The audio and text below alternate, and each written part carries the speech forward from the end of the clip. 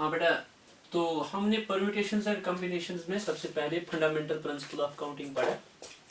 तो fundamental principle of counting में हमने दो रूल्स पढ़े, multiplication rule and addition rule. And then after हमने फैक्टोरियल नोटेशन और उसमें एक्सपोनेंट ऑफ प्राइम पी, जो इम्पोर्टेंट है एक्सपोनेंट ऑफ प्राइम पी, वो तो हमने दूसरे उस टॉपिक में पढ़ा। अब हमारा जो टॉपिक है परम्यूटेशन। परम्यूटेशन हम किसको कहते हैं? परम्यूटेशन बेटा होता क्या है? It is arrangement of objects. Arrangement of objects taken some और ऑल एट ए टाइम। आपके पास कुछ ऑब्जेक्ट्स होते हैं, उनको अरेंज करना है, या तो आप उन ऑब्जेक्ट्स जो है सारे के सारे लेते हो, या उन सारे ऑब्जेक्ट्स में से कुछ ऑब्जेक्ट्स आप लेते हो। When order is taken in consideration, लेकिन ये इसमें इंपॉर्टेंट है, order is taken in consideration। Permutation and combination में सिर्फ इतना ही फर्क है, उसमें भी जब हम डेफिनेशन लिखेंगे तो हम लिखेंगे डेफिनेशन में combination, arrangement of objects taken some और all at a time. When यहां लिखेंगे order is not taken in consideration. बस इतनी डिफरेंस है इनमें, लेकिन ये डिफरेंस तो एक बहुत बड़ी डिफरेंस है। When order is not taken in consideration उसको combination कहेंगे, when order is taken in consideration इसको permutation कहेंगे। If we have n objects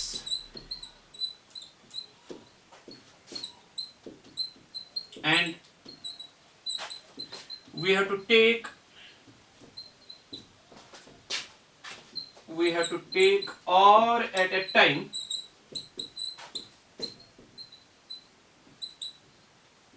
we denote it as, हम इसको डिनोट किस तरह करते हैं बेटा? n p r, where 0 less or equal to or less or equal to n। अगर हमारे पास n ऑब्जेक्ट्स होंगे और हमें लेने r होंगे, देखो हमारे पास अगर 8 ऑब्जेक्ट्स होंगे तो हम 8 में से कितने ले सकते हैं? या तो 8 में से कोई नहीं ले सकते, सो r का वैल्यू 0 हो सकता है। हम 8 में से 1 ले सकते हैं, हम 8 में से 2 ले सकते हैं, हम 8 में से 3 ले सकते हैं, हम 8 में से 8 ले सकते हैं। सो ये है कि NPR का मतलब क्या है? NPR का मतलब n objects taken r at a time. अब कॉम्बिनेशन में हम लिखेंगे बेटा NCR, और NCR का मतलब क्या होगा? NCR का मतलब n objects taken r at a time, n objects taken r at a time. लेकिन यहां पे c होगा, c का मतलब है कॉम्बिनेशन, और कॉम्बिनेशन का मतलब है ऑर्डर मैटर नहीं करता, लेकिन p का मतलब है order is taken in consideration, order matters. So बेटा इस बात का आप ख्याल रख लेंगे कि p का मतलब क्या है और c का मतलब क्या है। सो NCR का मतलब होता है number of combinations of n objects taken r at a time, और NPR का मतलब होता है number of permutations of n objects taken r at a time. देखो बेटा, अब आप कहते होंगे बेटा ये ऑर्डर टेकन इन कंसिडरेशन क्या है और order not taken in consideration का मतलब क्या है? पहले आपको ये समझ में आना चाहिए। देखो मैं आपको एक छोटी सी एग्जांपल बताऊंगा, आपको ये एग्जांपल से अच्छे से क्लियर हो जाएगा कि NPR और NCR में फर्क क्या है। देखो बेटा, आपके पास है मान लीजिए 3 नंबर्स 1 2 3, 3 नंबर्स है आपके पास। चलो 1 2 3 6, आपके पास है 4 नंबर्स, और आपको नहीं, ये तो बड़ा हो जाएगा, फिर एग्जांपल बड़ी हो जाएगी। 3 ही नंबर लेंगे, एक लेंगे 2 4 और 6, ये है आपके पास 3 नंबर्स। आपका क्वेश्चन है कि you have 3 objects and you have to take 2 at a time.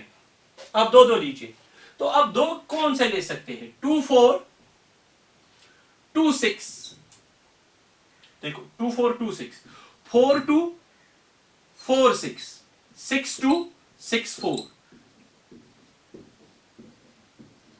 तो ये 6 बन गई। इनको हम कहते हैं परम्यूटेशन। सो आपके पास 3 है, अब 2 अरेंज करते हो, 3 objects taken 2 at a time. अब ऐसे कितने नंबर्स बन गए आपको? 1 2 3 4 5 6, तो 6 अरेंजमेंट्स बन गए, 6 परम्यूटेशंस बन गए। अब आप कहेंगे सर आपने इसको परम्यूटेशन क्यों कहा? देखो बेटा 2 4 अलग है और 4 2 अलग है। सो 2 4 24, 4 2 42। यहां 2 4 को 4 2 बनाने से प्रॉब्लम होती है, चेंज होता है वैल्यू। जहां ये चेंज करने से, ऑर्डर चेंज करने से कोई और नंबर बनता होगा, कुछ और बनता होगा, तो इसको हम कहते हैं परम्यूटेशन। यहां पे हम यूज करते हैं परम्यूटेशन। सो नंबर्स में ज्यादातर हम परम्यूटेशन यूज करते हैं। सो ये है इसके पास 6 परम्यूटेशंस। अब बेटा मैं कॉम्बिनेशन के लिए आपको बताऊंगा। मान लीजिए आपके पास है 3 persons A B and C. इन 3 पर्सन्स में से 2 पर्सन्स आपको किसी टीम के लिए सिलेक्ट करने हैं। 2 पर्सन सिलेक्ट करने हैं। देखो आपकी सिलेक्शन ए बी, ए सी और बी सी बन जाएगी। 3 ही सिलेक्शंस बन जाएगी। क्योंकि अगर आप बी ए कहोगे, मैंने बी ए को सिलेक्ट किया या ए बी को सिलेक्ट किया, ये तो एक ही बात है। लेकिन 24 और 42 कहना तो अलग बात है। वहां तो 2 वैल्यूज है, यहां ए बी और बी ए तो सेम है। अगर इस तरह भी समझ नहीं आया मैं बताऊंगा। आप तो क्रिकेट मैचेस देखते होंगे। जब क्रिकेट मैच में हम देखते हैं, सबसे पहले जब टॉस होता है तो फिर कहते हैं कि प्लेइंग 11 में जो प्लेयर्स है वो ये है। 10 स्पोर्ट्स अगर मैच लाइव कास्ट दिखा रही है तो वो सबसे पहले दिखा रही है कि ओपनर कौन सा है, शेखर धवन है, उसके बाद है इसके साथ रोहित शर्मा, फिर है विराट कोहली वगैरह वगैरह, और लास्ट पे वो लिखते हैं यहाँ पे मोहम्मद शमी और बुमराह। तो ये है प्लेइंग 11 में। अब अगर ESPN पे चल रहा है तो ESPN क्या कर रही है, वो यहां से स्टार्ट करती है। ये बुमराह लास्ट प्लेयर है, ये पहला प्लेयर है। दूसरा है इनका मोहम्मद शमी, फिर है विराट कोहली, फिर है रोहित शर्मा और शेखर धवन। वो तो यहां से स्टार्ट करते हैं और यहां पे पहुंच जाते हैं। लेकिन ये कह दो या ये कह दो, ये तो एक ही बात है। अब अगर 10 स्पोर्ट्स, ये स्टार स्पोर्ट्स की अपनी चैनल, तो वो कहते हैं कि सबसे पहले जब वो स्टार्ट करते हैं तो विराट कोहली से स्टार्ट करते हैं। विराट कोहली कैप्टन की क़यादत में ये खेल रहे हैं। उसके बाद लिखते हैं शेखर धवन। अब 3 चैनल्स तो 3 लिस्ट दिखा रहे हैं, लेकिन लिस्ट तो अलग अलग नहीं है, सिर्फ इनका इसने ऑर्डर चेंज किया है। लेकिन ऑर्डर चेंज करने से तो प्लेइंग 11 पे कोई फर्क नहीं पड़ता है, तो हम कहेंगे ये कॉम्बिनेशन है। सो जहां पे ऑर्डर चेंज करने से फर्क नहीं पड़ता है, इट इज कॉल्ड कॉम्बिनेशन। जहां पे ऑर्डर चेंज करने से फर्क पड़ेगा उसको हम कहते हैं permutation. So permutation and combination में क्या फर्क है कि कॉम्बिनेशन में ऑर्डर चेंज करने से कोई फर्क नहीं पड़ता है, परम्यूटेशन में अगर हम ऑर्डर चेंज कर लेंगे तो फर्क पड़ता है। देखो बेटा, अब यही क्वेश्चन है। ABC आपको 2 सिलेक्ट करने, आपने कहा मैंने AB सिलेक्ट किया, चाहे आप AB कहो या BA कहो ये तो सेम है, AC कहो या CA कहो ये तो सेम है, BC कहो या CB कहो ये तो सेम है, कोई मसला नहीं है। लेकिन अगर मैं कहूं आपके पास 3 पर्सन है A, B और C, एक को बनाना है इनमें से चेयरमैन और एक को इनमें से बनाना है वाइस चेयरमैन। देखो अब अगर आपने ए बी लिखा तो इसका मतलब ए चेयरमैन है और बी वाइस चेयरमैन। अगर बी ए लिखा तो बी चेयरमैन और ए बन जाएगा वाइस चेयरमैन। सो यहां ए बी और बी ए लिखने से चेंज हो जाएगा, फर्क पड़ेगा, और जहां ये फर्क पड़ेगा उसको परम्यूटेशन कहेंगे। सो यहां पर हम परम्यूटेशन यूज कर लेंगे, क्योंकि यहां ऑर्डर चेंज करने से फर्क पड़ता है, यहां ऑर्डर चेंज करने से फर्क नहीं पड़ता। यहां कॉम्बिनेशन यूज कर लेंगे, यहां परम्यूटेशन यूज कर लेंगे। सो परम्यूटेशन कहां पे यूज होता है, जहां पे ऑर्डर चेंज करने से फर्क पड़ता है, और कॉम्बिनेशन कहां पे यूज होता है, जहां पे ऑर्डर चेंज करने से फर्क नहीं पड़ता है। अब बेटा सो परम्यूटेशन आपको याद रहा होगा। परम्यूटेशन क्या है? Arrangement. Permutation is simply arrangement of objects taken some or all at a time when order is taken in consideration। और इसको हमने डिनोट किया NPR से। तो हमने क्या कहा? NPR का मतलब है N objects taken R at a time when P का मतलब order is taken in consideration, और अगर C होगा when order is not taken in consideration। अब बेटा ये होता क्या है ये परम्यूटेशन? आपने जो फंडामेंटल प्रिंसिपल ऑफ काउंटिंग पढ़ा है, फंडामेंटल प्रिंसिपल ऑफ काउंटिंग में पढ़ा है आपने कि if an event occurs in m ways and another event occurs in n ways, total number of ways is m into n, multiplication rule, वही है permutation. अब परम्यूटेशन में क्या है, वहां पर एक थ्योरम है बेटा, द थ्योरम क्या है? The total number of permutations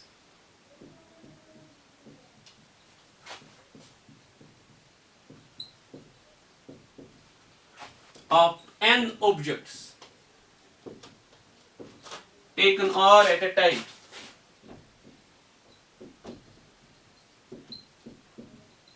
is n into n minus 1, n minus 2, n minus 3, so on, n minus r plus 1. So ये है एक थ्योरम. नंबर ऑफ परम्यूटेशंस कितनी होती है कि अगर आपके पास n ऑब्जेक्ट्स होंगे और r लेने हैं, लेकिन r का वैल्यू होगा 0 से लेकर n तक. ये n से बड़ा कभी नहीं हो सकता, 0 से छोटा नहीं हो सकता. तो बेटा इसका प्रूफ जो है बहुत ही आसान है. देखो बेटा इसका मतलब क्या है? इसका मतलब है कि आपके पास है, अभी जैसे मैंने एग्जांपल बताई थी कि आपके पास है 3 नंबर्स 1 2 3, लेने 2 है, तो यानी कि आपको ये प्लेसेस 2 है फिल करनी है. अब ये प्लेस जो है कितने तरीकों से फिल हो सकती है? आपके पास 3 नंबर्स है तो 3 तरीकों से फिल हो सकती है. अब जब आपने इसको फिल किया, वो जो नंबर है वो आप यहां यूज नहीं कर सकते. अब 2 ही तरीके हैं, तो ये बन जाएगा 3 into 2, वही बन गया 6. सो रिपीटेशन अलाउड नहीं होता है. वही फंडामेंटल प्रिंसिपल ऑफ काउंटिंग जिसमें रिपीटेशन अलाउड नहीं होता है, दैट इज परम्यूटेशन.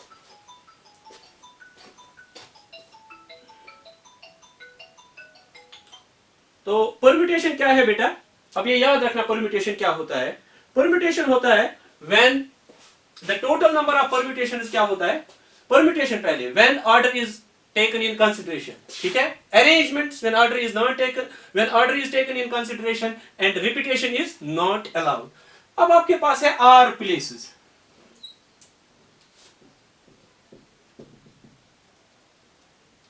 ये है फर्स्ट प्लेस, ये है सेकंड प्लेस, ये है थर्ड प्लेस, और ये है बेटा rth प्लेस, लास्ट प्लेस.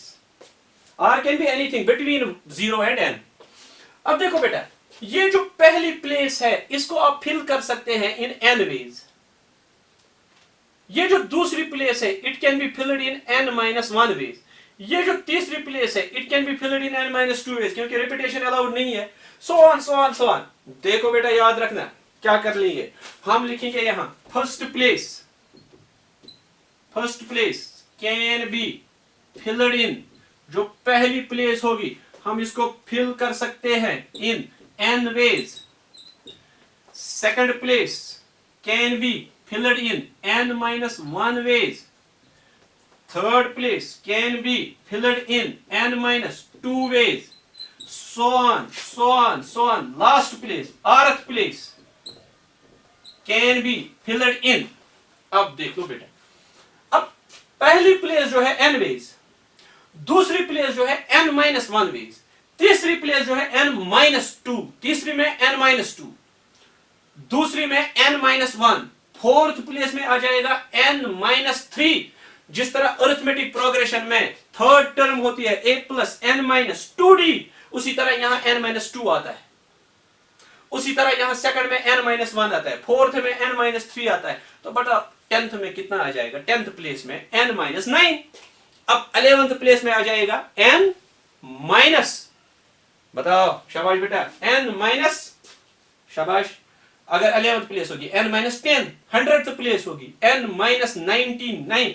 अब अगर rth प्लेस होगी तो बेटा rth प्लेस होगी n माइनस, देखो थर्ड में लिखना है n माइनस 2 यानी कि 3 माइनस 1, फोर्थ में लिखना है n माइनस 3, 3 का मतलब 4 माइनस 1, फिफ्थ में लिखना है n माइनस 5 माइनस 1. कुछ समझ में नहीं आ रहा है? ये थर्ड प्लेस है, तो थर्ड प्लेस में आता है n माइनस 2, तो n माइनस 2 की जगह हम लिख सकते हैं n माइनस 3 माइनस 1. अब फोर्थ प्लेस में आता है n माइनस 3, n माइनस 3 का मतलब है n माइनस 4 माइनस 1. तो यहां पे जब आप लिखेंगे n माइनस r प्लेस पे n minus r minus 1 which is equal to n minus r plus 1 ways. So total number of permutation कितना आ जाएगा बेटा? Fundamental principle of counting, total number of permutation जो आसान होता है बेटा, क्या होता है? इनका multiple n into n minus 1 into n minus 2 so on n minus r plus 1. तो ये होता है बेटा टोटल नंबर ऑफ परम्यूटेशंस. अगर हमारे पास n ऑब्जेक्ट्स होंगे और लेंगे हम r, first place filled in n ways, second in n minus 1 और rth place n minus r plus 1, total number होता है इनका प्रोडक्ट। ठीक है बेटा।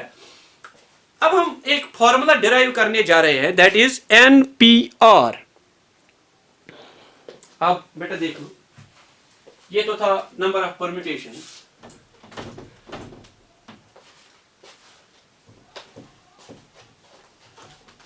हाँ बेटा,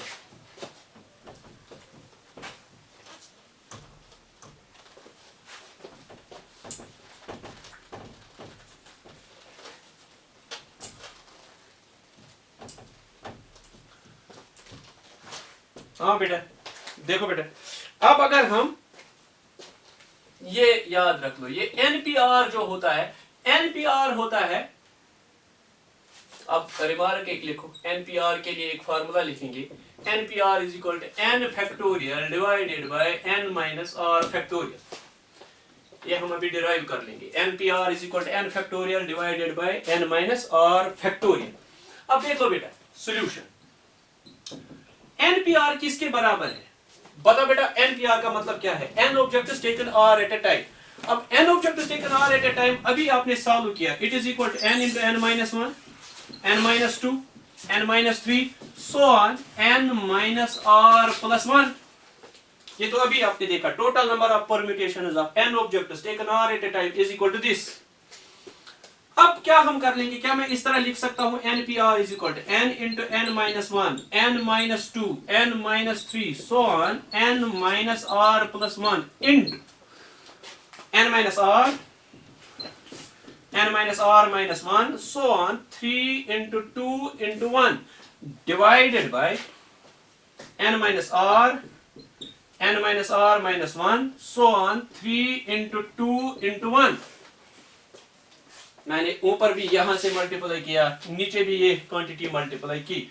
अब बेटा आपको याद होगा, अगर 1 से लेकर n तक हम मल्टीपल कर लेंगे, 1 2 3 इंटू n, तो ये जो प्रोडक्ट होता है किसके बराबर आता है, n फैक्टोरियल। अब नीचे ये तो 1 से लेकर n माइनस r तक है, अगर 1 से लेकर 10 तक होगा 10 फैक्टोरियल, 1 से लेकर 20 तक होगा 20 फैक्टोरियल, 1 से लेकर n तक है n फैक्टोरियल, 1 से लेकर n माइनस r तक है, तो 1 से लेकर n तक n फैक्टोरियल, 1 से लेकर n माइनस r तक n माइनस r फैक्टोरियल। तो ये है बेटा इसके लिए फॉर्मूला।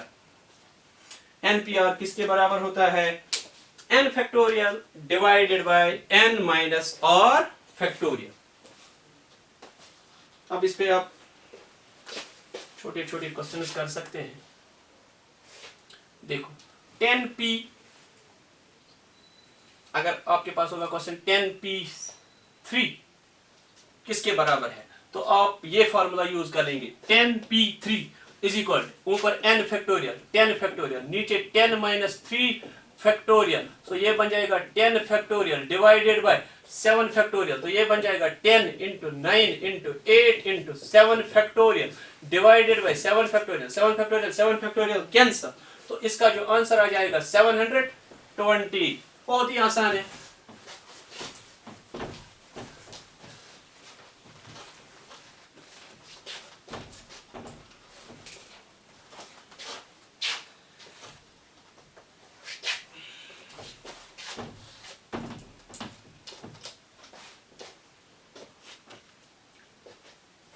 हाँ बेटा क्वेश्चन लिखो, if 10PR is equal to 5040, find R, R का वैल्यू निकालो। 10PR is equal to 5040, आपको R निकालना है, तो आसान है बेटा। देखो तो हम लिखेंगे जो 10PR है वो होता है 10 factorial divided bye 10 minus R factorial. ठीक है बेटा, अब इसने क्या किया है, 5040 जो है 5040 का आप लिख सकते हैं 10 इंटू देखो बेटा 10 इंटू 9 इंटू 8 इंटू 7, अब देख लो 10 into 9 into 8 into 7 that is 5040। तो क्या आप यहां बेटा लिख सकते हैं, हाँ, अब इसने दिया है 10PR इज इक्वल टू 5040, तो आप लिख सकते हैं 10 factorial divided by 10 minus R factorial is equal to 10 into 9 into 8 into 7। इसके बाद मैं क्या कर लूंगा, 6 into 5 into 4 into 3 so on 1 तक मल्टीपल कर लूंगा। अब 4 रह गया बीच में, ये भी लिखेंगे, नीचे भी 6 into 5 into 4 into 3 into 2 into 1, तो ये बन जाएगा ऊपर 10 फैक्टोरियल डिवाइडेड बाई 6 फैक्टोरियल, तो 6 की जगह हम लिखेंगे 10 factorial divided by 10 minus 4 factorial. तो इसका मतलब है जो r का जो वैल्यू है r is equal to 4। Copy कीजिए।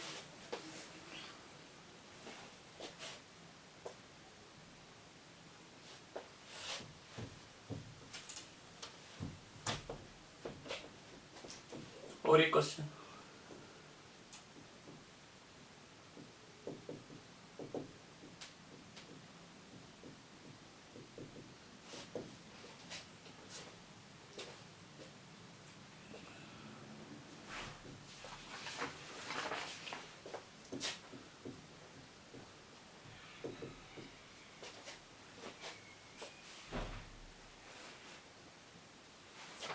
Find our. तो ये बेटा आपके लिए क्वेश्चन है, 56PR plus 6 is to 54PR plus 3 is equal to 30800 is to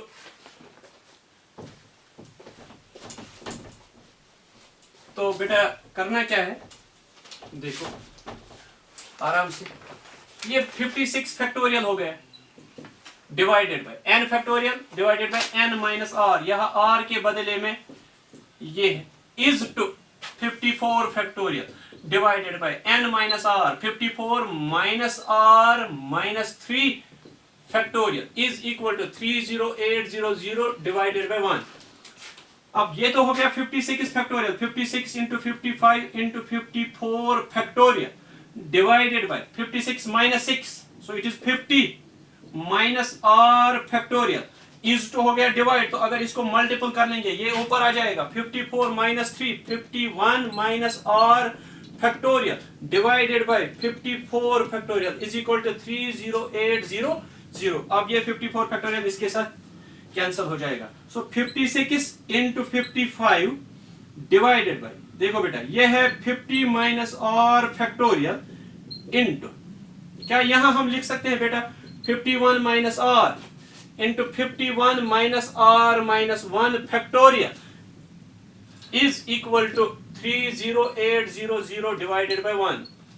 अब बेटा आप ये कहेंगे यहां हमने क्या किया सर, ये है n फैक्टोरियल, n फैक्टोरियल होता है n इंटू n माइनस 1, अब यहां माइनस 1 किया, अब ये 51 माइनस 1 हो गया 50 माइनस r फैक्टोरियल, ये इसके साथ चला जाएगा। अब यहां से क्या निकलेगा बेटा, देख लो 51 minus r is equal to 30800 divided by 56 into 55, ये आप सॉल्व कर लेंगे तो आंसर निकलेगा r का। बहुत ही आसान है यार, कर सकते हो आप।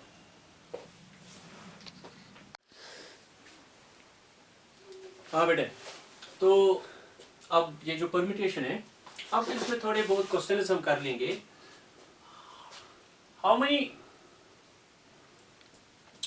Words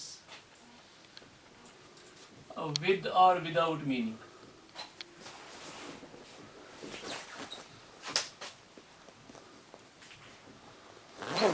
can be formed from the letters of the word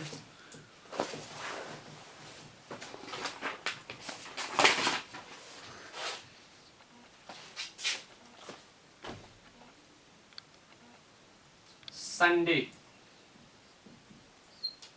from the letters of the word Sunday, taken A 3 at a time, B part इसका लेंगे all at a time,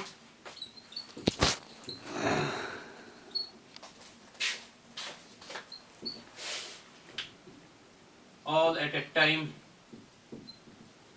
but first letter is a vowel। ये 3 part है बेटा। Question 1 है, आपके पास है Sunday. अब संडे में अगर आप देखोगे 6 लेटर्स है, 1 2 3 4 5 6 लेटर्स है। There are 6 letters in the word Sunday. अब आपको लेने हैं 3, यानी कि इसको आप कहेंगे जो पहला पार्ट है इसका सॉल्यूशन। सबसे पहले बेटा आपको देखना है क्या यहाँ मुझे ऑर्डर चेंज करने से फर्क पड़ेगा। देखो बेटा, अगर आप SUN लिखेंगे तो ये सन बनेगा, अगर NUS लिखोगे तो नस बनेगा। तो ये अलग अलग 2 वर्ड्स है, मीनिंग है या नहीं है, क्योंकि यहाँ पे तो है विद और विदाउट मीनिंग। सो यहाँ पे ऑर्डर चेंज करने से फर्क पड़ता है, तो यहाँ पर हम परम्यूटेशन यूज कर लेंगे।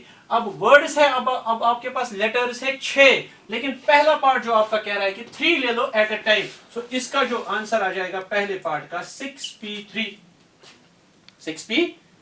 तो आंसर आ जाएगा बेटा 6 factorial divided by 6 minus 3 factorial. Formula आप याद रख लेंगे बेटा, NPR जो होता है n factorial divided by n minus r factorial.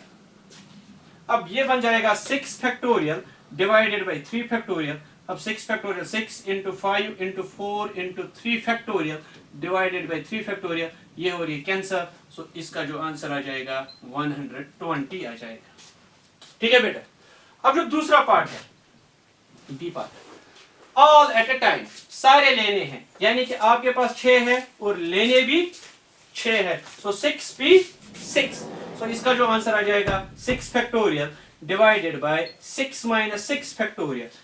यहाँ n और r इक्वल है, so n factorial divided by n minus r factorial. So answer आ जाएगा 6 factorial divided by 0 factorial. So 6 into 5 into 4 into 3 into 2 into 1 divided by 0 factorial is equal to 1। So it is 6 5 34 is 120, 3 is 46 720 आ जाएगा। 720। तो ये इसका answer 720। अब जो last वाला पार्ट है इसमें बेटा है रेस्ट्रिक्शन। देखो रेस्ट्रिक्शन क्या है, all at a time but first letter is a vowel. अब ये जो है ये वाली प्लेस, यहां पे वॉवल लिखना है। अब वॉवल इसमें देखना है कौन कौन सा है, यू है, ए है, तो 2 है वॉवल। सो ये जगह जो है it can be filled in 2 ways. जगह 1 है, नंबर आपके पास 2 है, U और A। सो इसका जो आंसर आएगा, पहली जगह हम फिल कर सकते हैं, फर्स्ट प्लेस, पहली जगह फिल कर सकते हैं 2 तरीकों से, लेकिन करेंगे एक ही यूज, लेकिन तरीके हैं 2। अब जब आपने यहां पे एक यूज किया, अब बच गए बाकी 5 लेटर्स और वर्ड भी है 5। देखो बेटा क्या है, U और A में से एक आपने यहां लिखा, लिख सकते हो UB AB, 2 लिख सकते हैं, एक जगह है, लेकिन लिखा तो एक, अब बच गए 5। वो 5 जो है बाकी 5 जगहों के लिए है। सो 5 नंबर्स है, 5 जगह है, सो 5p5। सो इसका आंसर आ जाएगा 2 factorial divided by 1 factorial into 5 factorial divided by 0 factorial. So ये जब आप सॉल्व कर लेंगे 120 इंटू 2 240 आ जाएगा। तो ये है बेटा हाउ मेनी वर्ड्स विद और without meaning can be formed from the letters of the word Sunday. अब देखो बेटा, इसमें ये तो समझ में आया होगा, बहुत ही आसान क्वेश्चन है। उसी तरह मान लीजिए ये आपका वो फंडामेंटल प्रिंसिपल ऑफ काउंटिंग है, आपके पास 6 नंबर है, जगह 3 है, first place can be filled in 6 ways, second place can be filled in 5 ways and third place can be filled in 4 ways. Exact उसी तरह है, बाकी कोई मसला नहीं है।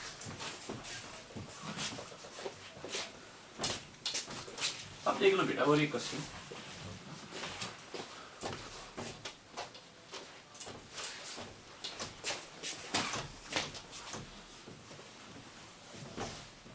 तो याद रखो बेटा,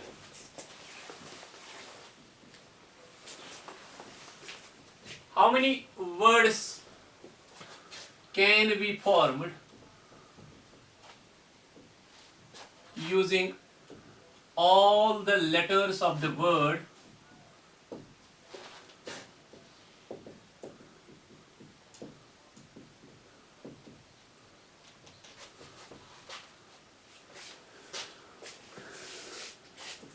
चलो मंडे लिखेंगे। अब इसमें बेटा अगर आप देख लेंगे सॉल्यूशन, तो आपके पास है 6 लेटर्स, 6 के 6 यूज करने हैं, 6p6। सो ये आ जाएगा 6 factorial divided by 0 factorial 6 factorial 720, क्योंकि 0 फैक्टोरियल 1 है। तो बेटा याद रख लेना हमेशा के लिए, अब अगर आपके पास 6 लेटर्स होंगे, 6 यूज करने हैं, तो उसका आंसर आ जाएगा 6 फैक्टोरियल। अगर 7 लेटर्स होंगे, 7 यूज करने हैं, तो उसका आंसर आ जाएगा 7 फैक्टोरियल। अगर 8 लेटर्स होंगे, 8 यूज करने हैं, तो उसका आंसर आ जाएगा 8 फैक्टोरियल। तो याद रखना बेटा। अगर अब आपसे कोई पूछेगा how many words can be formed from the letters of the word daughter taken all letters at a time,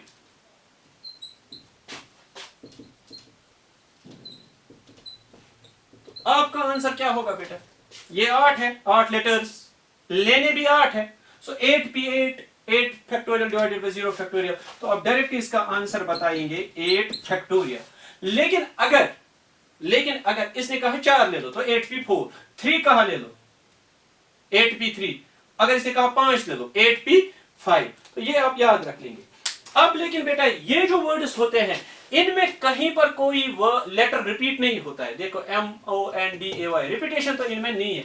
अब अगर ऐसे क्वेश्चंस आ गए जिनमें रिपीटेशन होगी, रिपीटेशन का मतलब जिनमें लेटर्स रिपीट होते होंगे, तो वहां क्या कर लेंगे? तो बेटा आप देख लीजिए, how many words can be formed using all the letters of the word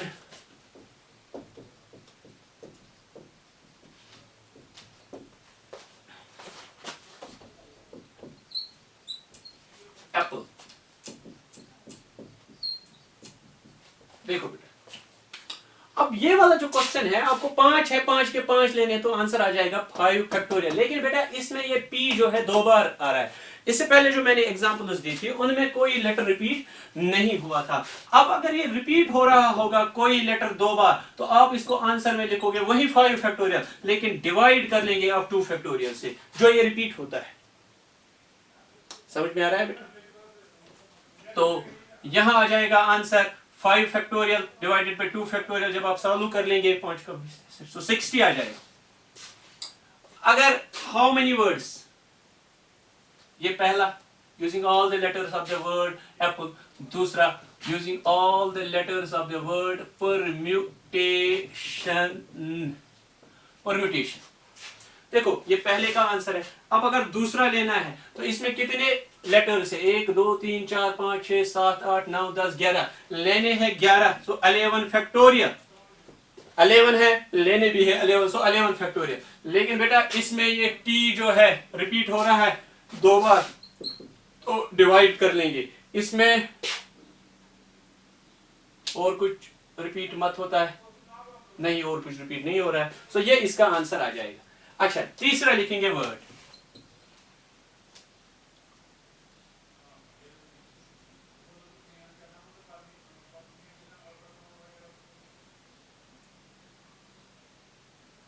Mississippi.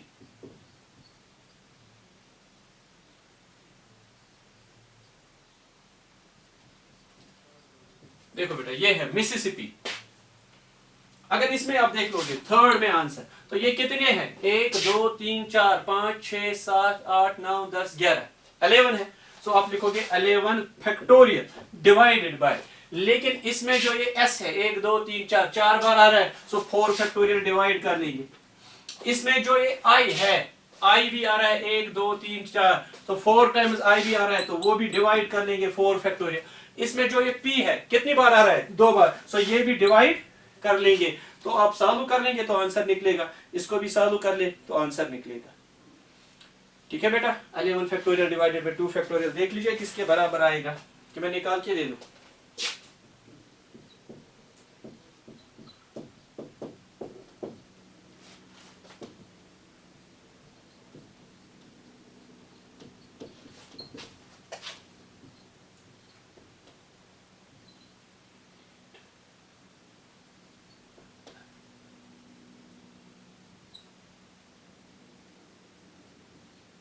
ये आ जाएगा इस पार्ट का आंसर। अब उसी तरह ये भी सॉल्व कर लो तो हो जाएगा। अगर यही भी आंसर रख लोगे कोई मसला नहीं है।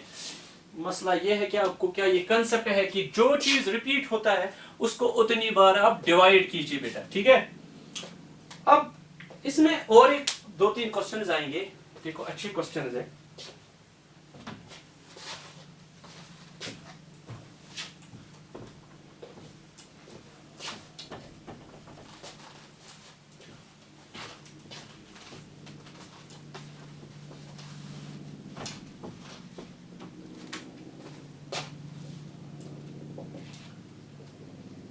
How many words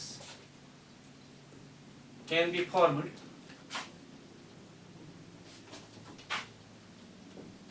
using all the letters of the word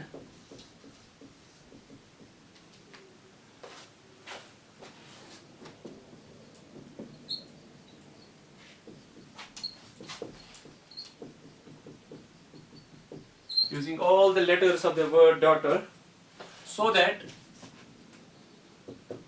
vowels not occur together.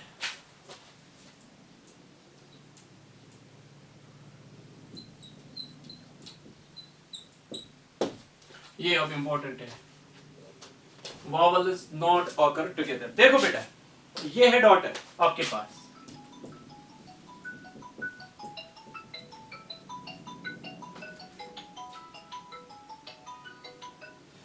अब डॉटर में हम क्या करते हैं, इसमें है 8 लेटर्स है, इसमें 8 लेटर्स। अब इसने जो क्वेश्चन पूछा, अगर इसने क्वेश्चन पूछा होता आप कितने वर्ड्स बना सकते हो, तो आपका आंसर होता है total number of words, total number of words is equal to 8 factorial. वो तो आपको समझ में आया होगा किस तरह, 8p8 क्योंकि इसमें रिपीट कोई नहीं हो रहा है, सो it is 8 factorial.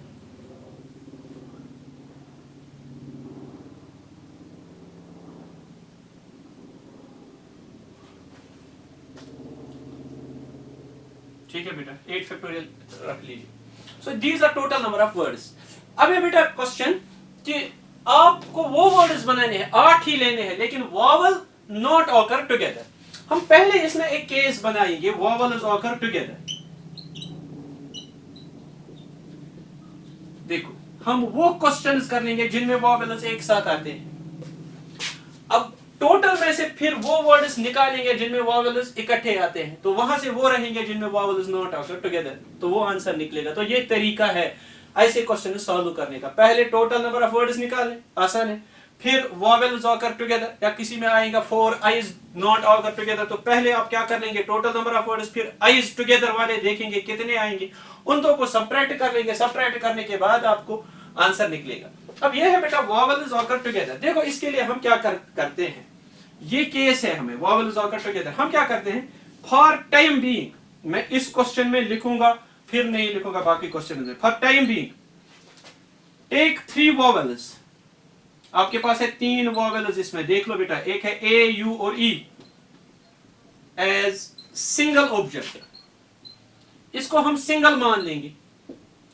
A you E 3 letters है, लेकिन हम इनको 3 नहीं मान लेंगे, हम इनको एक ही मान लेंगे। अब आपका क्वेश्चन होगा क्यों, अगर ये 3 है एक ही क्यों है, क्योंकि इनको तो हमेशा आपको एक साथ रखना है, वॉवल्स ऑकर ये ए यू ई हमेशा एक साथ रखना है, तो इसलिए इन 3 के बदले में हम एक ही मान लेंगे, क्योंकि ये जब जाएंगे तो इकट्ठे। देखो अगर आप बनाएंगे डी ए यू ई साथ रखना है, जी एच टी आर, इस तरह वर्ड बनेगा। अगर दूसरी जगह डी ये ए यू ई यहां डालोगे, लेकिन ये ए यू ई एक साथ चलाना है, तो ए यू ई एक साथ जब जाएगा तो हम इसको फॉर टाइम बीइंग एक ही मानेंगे, एक ही लेटर। अब देख लो बेटा, क्योंकि ये 3 वॉवेल एक साथ आने चाहिए, इसलिए हम इन 3 को फॉर टाइम बीइंग एक मान रहे हैं। This object with remaining 5 letters will contribute in,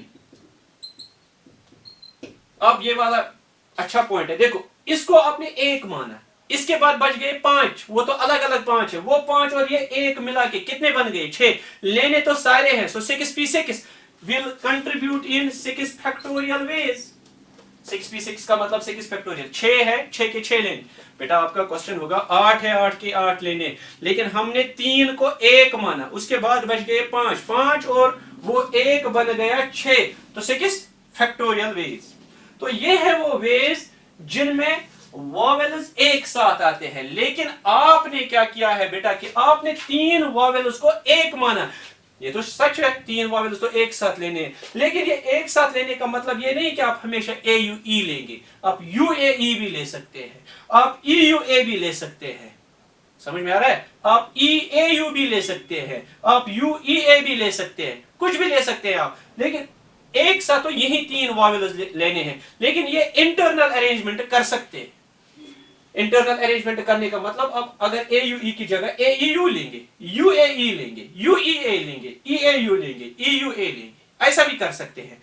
so these 3 vowels जिनको आपने एक माना है, दीज 3 वॉवेल्स जो है विल इंटरनली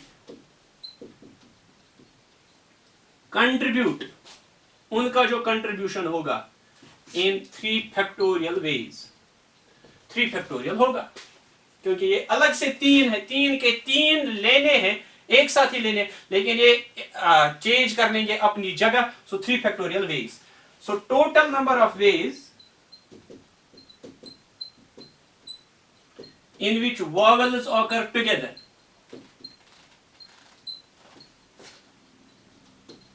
जिनमें vowels एक साथ आएंगे is equal to किसके बराबर आएगा बेटा? हाँ, is equal to 6 factorial into 3 factorial.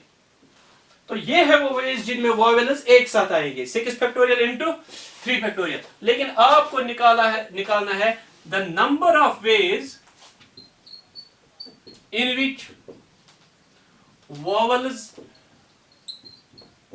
don't occur together, जिनमें vowels एक साथ नहीं आएंगे। वो किसके बराबर आएगा? टोटल जो आपका है 8 फैक्टोरियल, माइनस कर लेंगे वो वाला जिसमें vowels एक साथ आए थे, तो ये वाला इसका आंसर आ जाएगा 8 फैक्टोरियल माइनस 6 फैक्टोरियल 3 फैक्टोरियल। तो ये इसका आंसर आएगा। बहुत ही आसान है।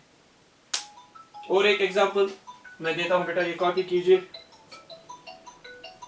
हेलो हेलो वालेकुम सलाम सर, बुश क्लास में बह करो पत्ते phone sir. Okay sir.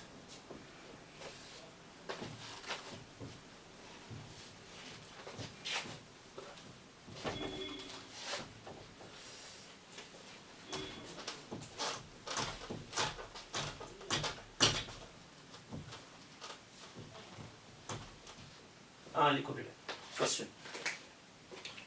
Find the number of ways